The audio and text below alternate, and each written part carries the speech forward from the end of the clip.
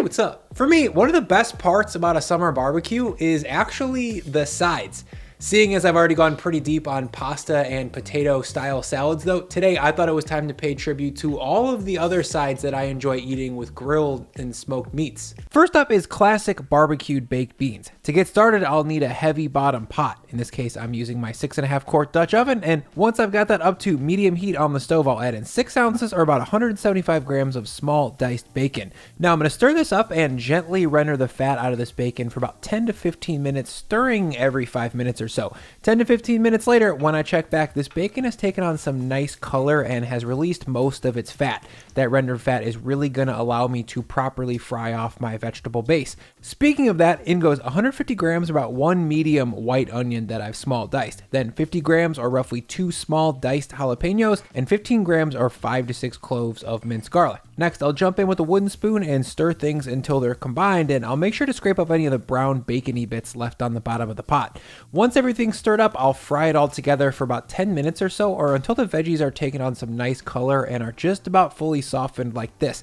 Next, I'm going to build my sauce for this dish. For that, in goes 325 grams of ketchup, 100 grams of molasses, 50 grams of brown sugar, 30 grams of worch, 30 grams of yellow mustard, granny or Dijon would be weird, 30 grams of hot sauce, 20 grams of cider vinegar, 7 grams of chili powder, and 2 grams of black pepper. I'll stir that all to combine, and then I'll add in 2 cans of cannellini beans with their starchy bean liquor.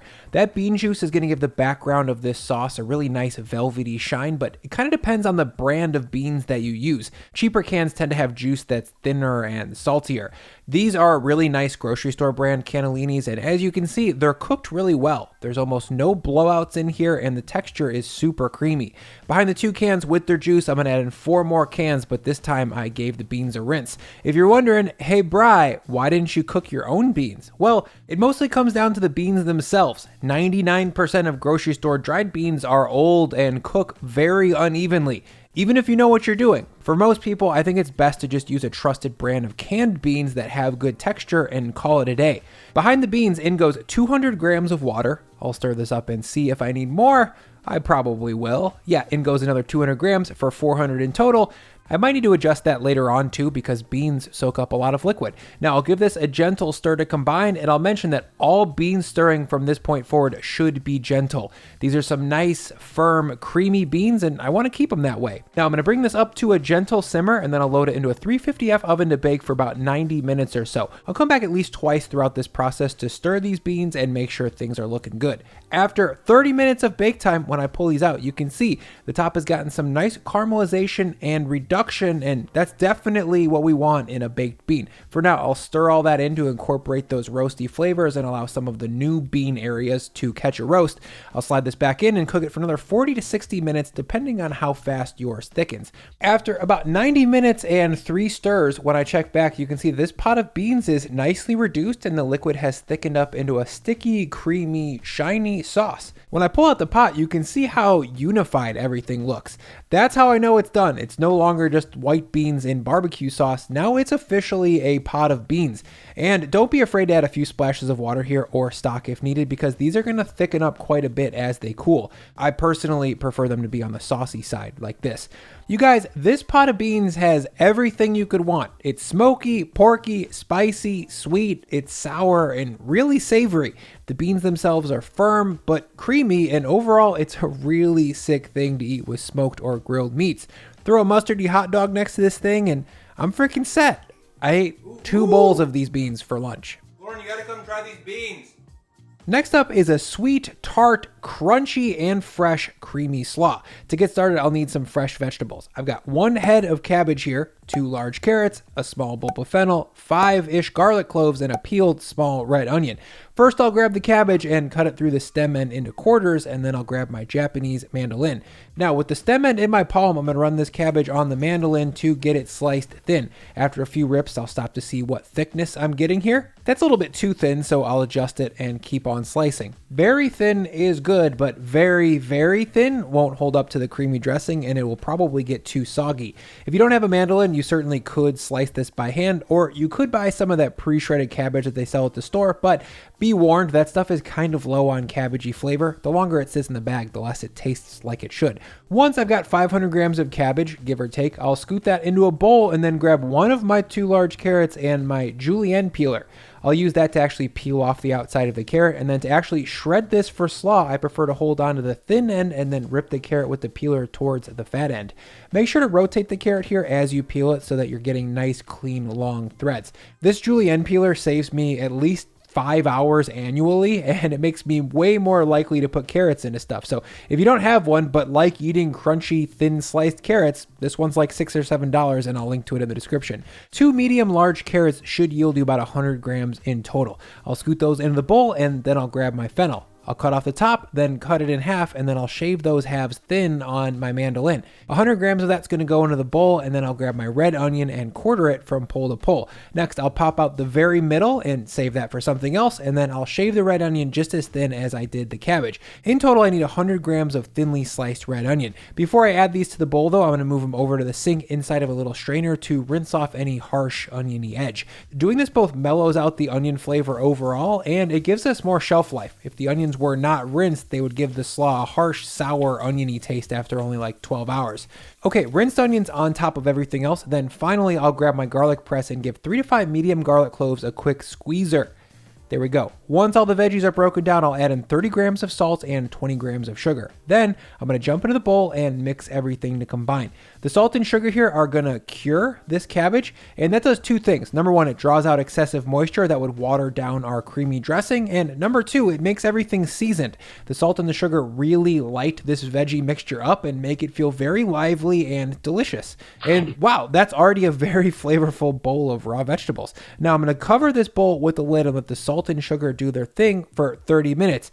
30 minutes later, when I come back to take a look, you can see that the salt has softened this cabbage mix just a little bit and has drawn out some of the excessive water. To remove that water properly, I'm going to flip this slaw into my salad spinner and give it 30 to 40 seconds of hard centrifugal force. If we didn't remove this extra water, it would certainly come out when we dress the slaw later on, and it would make that weird cabbage mayonnaise soup thing that we all hate. And that looks really good. It's seasoned and it's dry. For now, I'm going to flip this back into a dry bowl and set it off to the side so I can make my slaw dressing. For that, into a high-sided container, I'll combine 150 grams of nice tasting mayo, 30 grams of grainy mustard, 30 grams of cider vinegar, and then 30 grams of sugar to balance out that acidity. Lastly, I'll add in 2 grams of black pepper, and then I'll drop in my immersion blender and give everything a puree to combine.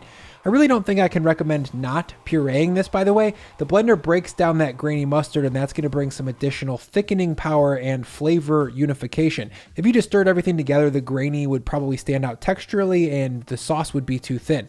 And there we go, a bright, sweet, zippy, creamy dressing.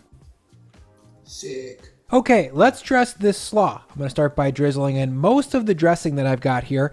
Depending on your tastes, I think it's probably best to be conservative up front and then add more as you go. Now to toss this, I'm going to grab some tongs and jump in to fold things together. Since this cabbage is quite thin, I'd recommend going kind of easy on it, because if we over toss this and beat it up, it would soften and get wet and lose some of its crunch.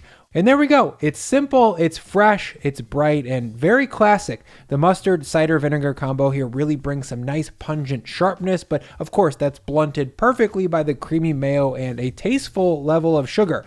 Lastly, I'm going to show you guys how to make a really unique side that isn't traditional in the canon of American barbecue, but maybe it should be. I'm talking about Mexican street corn salad, or elote salad. If you're not familiar, elotes is a Mexican street version of dressed corn on the cob, and it totally rips. There's mayo, cilantro, cheese, lime, all the good stuff on corn. Today we're going to make it into a barbecue side dish. To get started, I'll need 8 ears of sweet corn. My grocery sells this bi-color variety in these convenient little 4-packs. I'll start by ripping off the husk that's still attached, and then I'll grip the ear with one hand and spin it with the other to peel off any excessive corn silks that are left behind. Don't say anything, just Just don't. Next, to get the kernels off of the cobs, I'm gonna grab a medium bowl and into that put a small bowl upside down.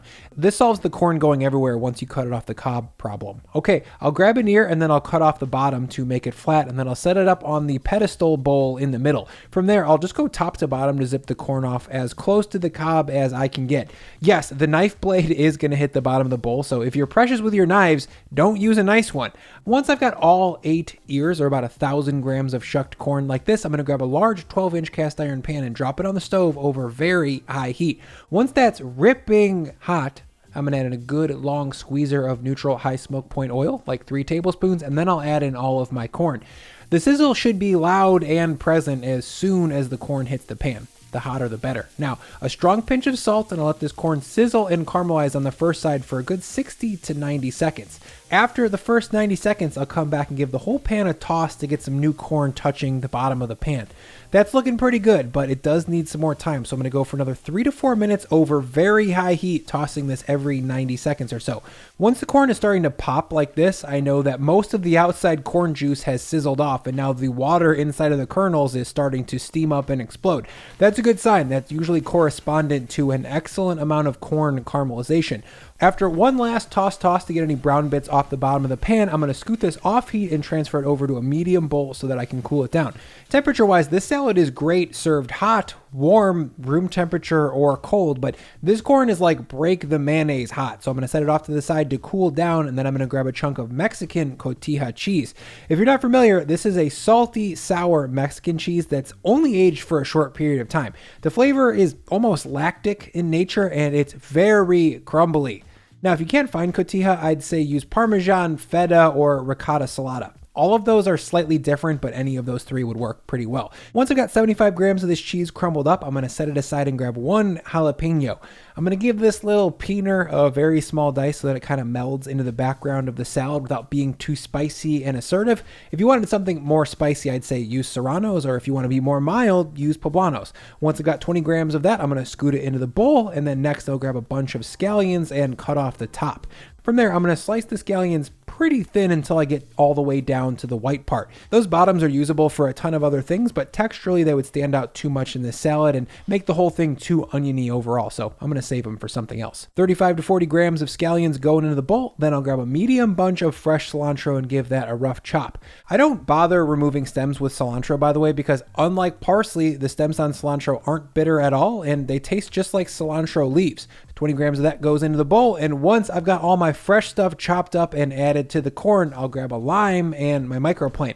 I'll rip off the zest of this whole lime. Lime zest, by the way, really amplifies the flavor of lime juice, and once the lime is zested, I'm going to cut it in half and squeeze the contents of the inside into the bowl. Next, I'll add in 2 to 3 cloves of garlic, and I'm going to hit that on the microplane since it's dirty and available. Go less on the garlic if you're afraid of the rawness. This is quite assertive. Then behind that, I'll add in 100 grams of nice tasting mayo, 50 grams of sour cream, 2 grams of black pepper, 2 grams of chili powder, and 75 grams of that grated cotija cheese. A little stuck in the bowl, and that's okay. I'll use that to garnish later on. Now, I'll stir to combine, and that is literally it. With a salad like this, though, before you can call it done, you do need to give it a final taste for seasoning to make sure that there's enough salt or acid or fat. And yeah, that tastes sick as hell. This dish is just so alive with acidity, herb flavor, spice, and there's a ton of brilliant crunchy textures. The charred corn is deeply flavorful and brings a sweetness that just makes perfect sense on a hot summer day. By the way, this is an 8-ear batch, but honestly, you might want to make 16 ears because people are gonna dig it. Whether you go with beans, slaw, corn salad, or all 3, I think any option is going to be a stunner at your next cue. You probably could bust out all 3 of these in 45 to an hour, so you probably should just make all of them. All I'm trying to say is the sides really matter, you guys, and I hope you try these soon. Let's eat these things.